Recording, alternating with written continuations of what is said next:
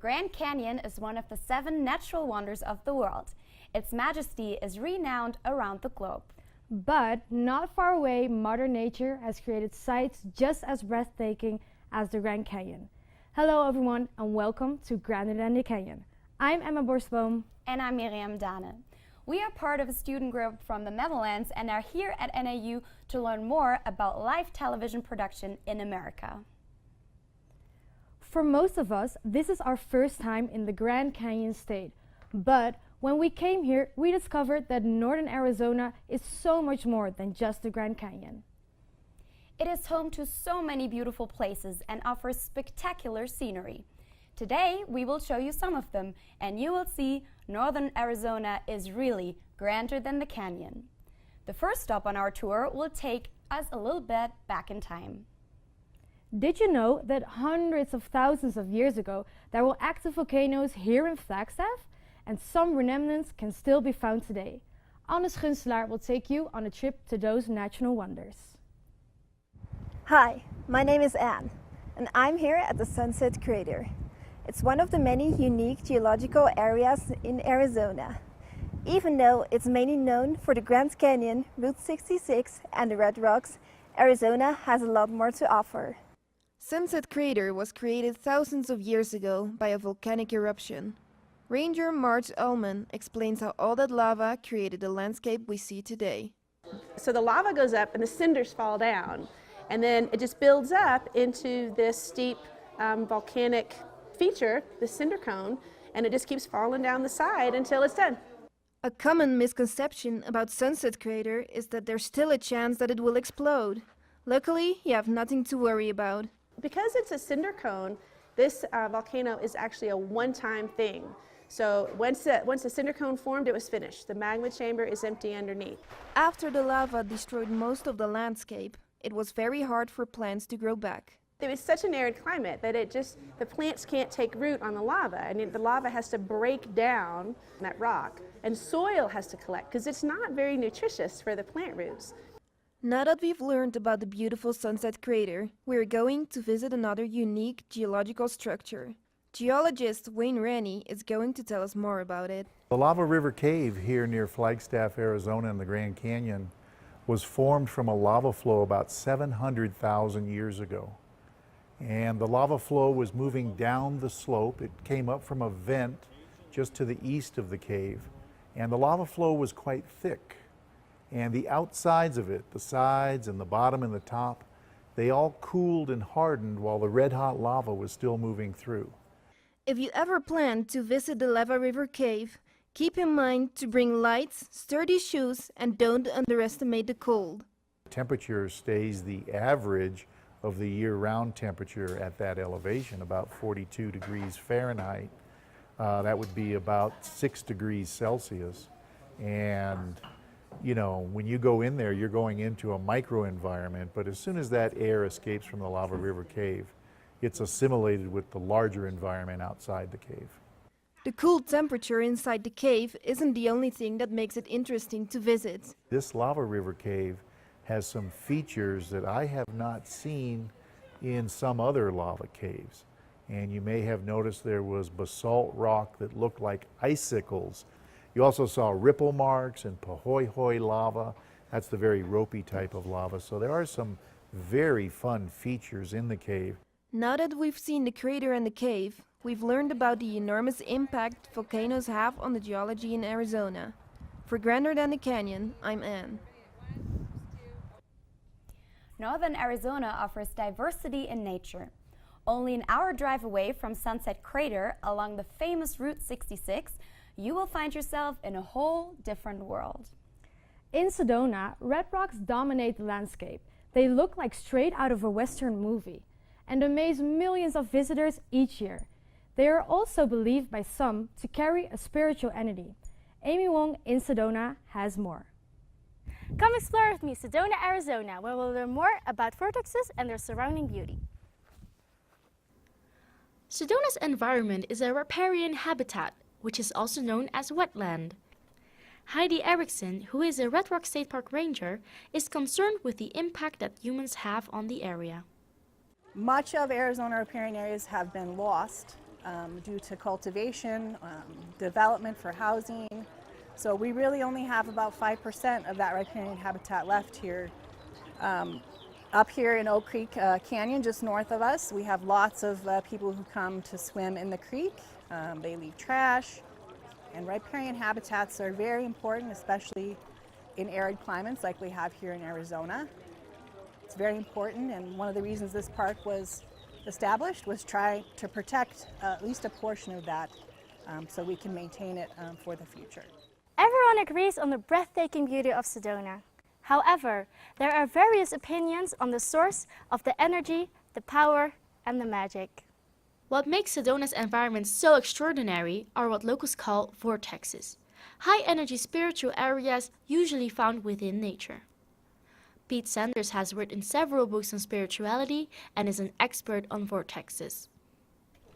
The simplest thing to say is a vortex is an enhanced energy site that makes it easier to do prayer, meditation, mind-body healing, or outside-the-box new discovery. Now that we know what vortexes are, Sedona seems like the perfect environment for vortexes to occur. But why? Perfect color, low population density, perfect elevation, and people coming here for decades, maybe even millennia, for spiritual practices. Sedona's vortexes are known worldwide, and many people come from all over the world to experience their effects. Airport Mesa is a favorite vortex destination amongst tourists because of its spectacular view of the city. I most like Airport Mesa Vortex because it's like climbing up 3 or 4 flights of stairs, but then you get this panorama of the whole area. Many people like how Bell Rock has levels, and the higher you go, the upflow's stronger, so they can kind of pick how much they need to get feeling unstuck. Even though not everyone believes in the effects of the vortexes, Sedona's environment is and stays undoubtedly beautiful. You can always definitely say that when you come to Sedona and see the beauty, even if you don't believe in vortexes, you can feel inspired by the beauty of the red rocks that are around you. In conjunction with the trees and the stream, they all combine to just provide a great experience for visitors. We hope you enjoyed exploring the majestic red rocks. I'm Amy Wong in Sedona, Arizona, which is grander than the canyon. Some people believe that below Earth's surface are invisible lines that intersect and create the power of vortexes. It is all part of the magic of Sedona. We have seen quite some incredible places that nature created. The next stop on our tour through northern Arizona will take us to a place where humans created homes out of nature. Sometimes that can even be an entire castle. Xenia de la Faye will tell us more about it. Montezuma Castle is a dwelling that was built on the side of a cliff in northern Arizona. It was built in the 1400s by the Sinawa tribe, who very suddenly left their homes here. Through weather data, we've been able to see that a drought came into this area and a spike in temperature that would have made their farming practices a little bit more difficult. They relied on creeks funneling into channels, canals that they would funnel to their farms, or the creek would overflow maybe into their farms. And if that wasn't happening anymore, that would have made things difficult. Very little is known about Montezuma Castle's original name, but what is known is that its current name is highly inaccurate. At the end of the Mexican-American War, many of the American cavalry members that fought in Mexico saw Aztec ruins and learned about Montezuma, the last Aztec emperor. And so Montezuma's name got splashed all over central Arizona, but it turns out he was never here. He wasn't even born yet. Montezuma Castle is a fine example of history well preserved. But what about the future? To answer this question, we went to see for ourselves what living in a sustainable future could possibly look like. So we traveled to nearby Arcosanti, the creation of artist Paolo Soleri, who had a vision of the city of the future. We are now here at Arcosanti, also referred to as the city of the future. We're about to find out what makes it so special. We met with Shannon McKenzie, who has been living and working at Arcosanti for over a year. She was able to tell us a little bit more about what Arcosanti really is. It's an experimental architecture project that began in 1970 trying to experiment with different ways to urban plan a city and find ways to do so that work a little bit better with the earth. Arco Santi's main source of income are the bells that they produce and sell. The bells were first created by Arco Santi's founder, Paolo Soleri. Today, they are still made the same way. Soleri carved holes into the ground of the desert floor, filled it with liquid clay, and made bells from nothing. Each bell that comes out today is reminiscent of the designs and aesthetic that Soleri was putting onto the original bells in the 50s and 60s. Arco Santi is a close-knit community, and the residents often help each other out. The biggest pros of living at Arco Santi would have to be the community. We're saying, you know, there's a way to live your life, live a rich life, without necessarily being rich, and with a community as your support mechanism. So this was Arco Santi, and it is definitely grander than the canyon. It was great to see how people embrace the environment and live in nature instead of destroying it. That is so inspiring. Now that we've seen all of these amazing places, I really want to visit them. But all this hiking, that can be quite dangerous. I'm wondering how we can prepare for this and what to do if something goes wrong. Mihai Punta has the answers. On my first hike, I made a lot of silly mistakes. Just like many others, I didn't check the trail map. And why was I wearing flip-flops? That's not appropriate footwear for a hike. Water. Good. Staying hydrated is important. Too bad I didn't pack nearly enough. I also took a bag. That's so impractical. Sergeant Aaron Dick from the Coconino County Sheriff Search and Rescue says I was lucky that my silly mistakes didn't have any serious consequences.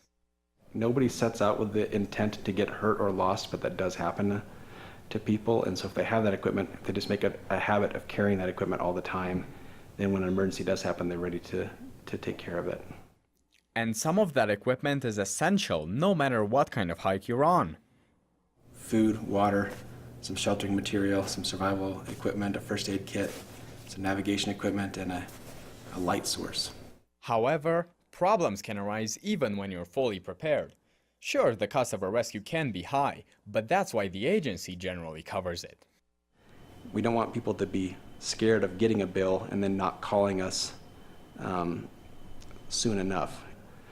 With the technology that we have in our dispatch center, we generally know where they are, and so our job is just to go to get them and then hike them out to their vehicle or to a trailhead where we can get them reunited with family members.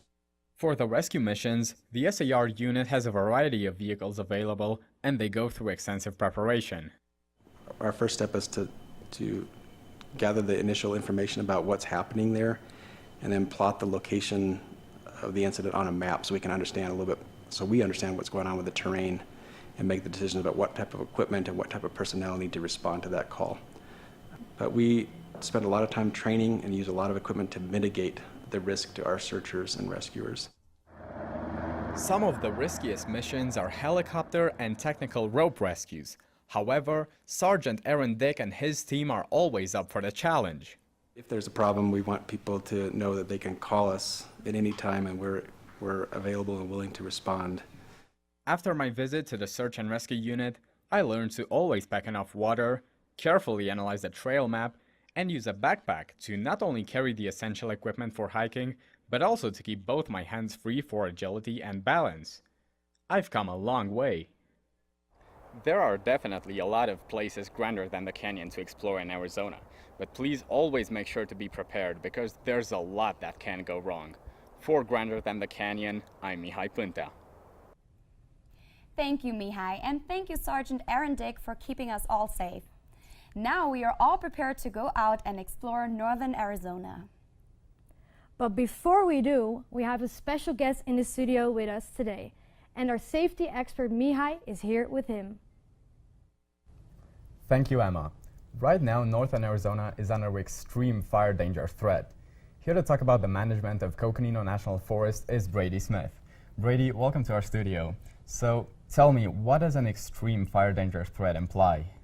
So an extreme fire danger means it's probably the worst conditions that you could possibly have in a national forest where the conditions are extremely dry and they're very capable of starting a wildfire by just the smallest spark. And so with extreme fire danger, it's our highest fire danger across the national forest.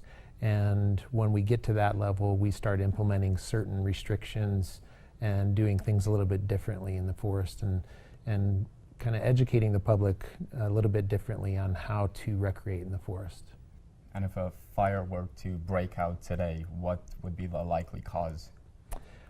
Today would probably be a human caused, and when I say human caused, it can be anything from a vehicle that's dragging a chain to maybe a flat tire and the rims causing spark, or a cigarette, abandoned campfire that's illegal. But we do have times during this time of year that we have dry lightning, and that's obviously a natural cause. That's something during the month of June that is something that we're very concerned about, especially with the upcoming weather. So wildfire can start from a lot of different ways. Mm-hmm. Yeah, I guess we can't do anything about lightning, but no. As people, we can take some measures. So aside from being careful with our hot vehicles and cigarette butts, what other things should people keep in mind? Well, people really, when they come up to recreate in the forest, a lot of them are unaware that maybe we're in fire restrictions. There are area closures that we have right now, specific areas that are really high-risk areas, and those areas are closed to any entrance at all. So people need to abide by that and stay out of those areas. But all the other areas that are open, we have stage 2 fire restrictions, and that means that you can't have a campfire, you can't have an open flame, you can only park over bare mineral soil, so you can't, essentially you can't go off the forest roads. So people just need to abide by those rules because they're there for a certain reason, and it's to protect people from starting a wildfire. Well, thank you, Brady, so much for your insight. And you've heard it. I think we're ready to head out and explore northern Arizona, but we have to keep in mind the fire restrictions. So back to the desk now. Once again, thank you, Brady Smith, for being here with us today and talking about this very important topic. Coming from the rainy Netherlands, we were very concerned when we heard about the fire danger. Thankfully, there are people like Brady and his colleagues who keep us safe. Unfortunately, we reached our last stop on our trip through northern Arizona. We want to thank all of the people who talked to our reporters and showed us around. As you can see, northern Arizona truly is grander than the canyon. Hopefully our show inspired some of you to explore the beautiful nature here. We hope you enjoyed the time with us. We sure did. Have a good rest of your day, and good night to our viewers in the Netherlands.